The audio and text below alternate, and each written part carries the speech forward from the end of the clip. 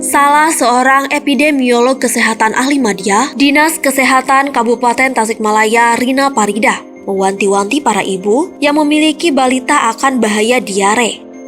Menurutnya, diare bukan hanya penyakit biasa, tetapi juga jadi penyakit mematikan kedua di Indonesia yang menyasar para balita. Maka dari itu, para orang tua harus lebih memperhatikan agar anak-anak mereka terhindar dari penyakit ini. Ia menyebutkan ada beberapa tips untuk mencegah diare pada anak.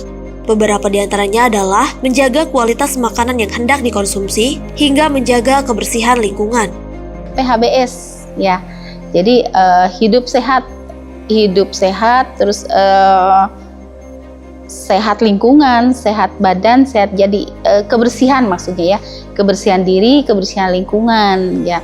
Jadi kebersihan diri itu apa? Misalkan kalau mau makan, cuci tangan gitu ya.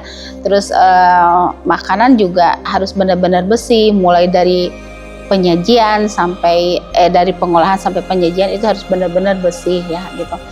Terus kemudian kalau misalkan makanan basi atau misalkan yang sudah kemarin-kemarin itu dihindari.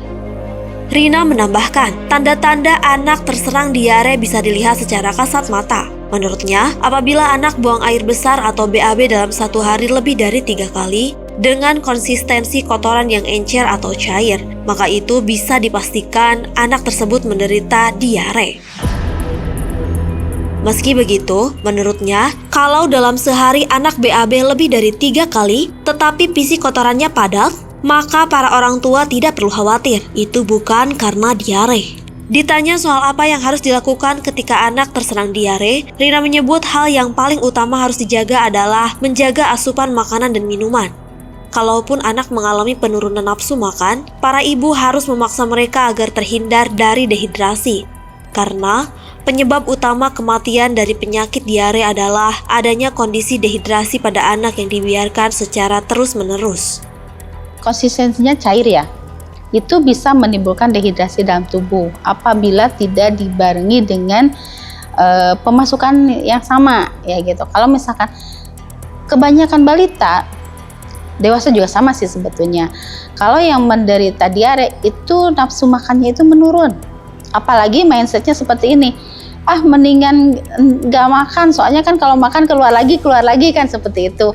Jadi apalagi kalau mindsetnya seperti itu, jadi justru kalau misalkan diare, tidak makan, tidak minum, itu akan menimbulkan dehidrasi.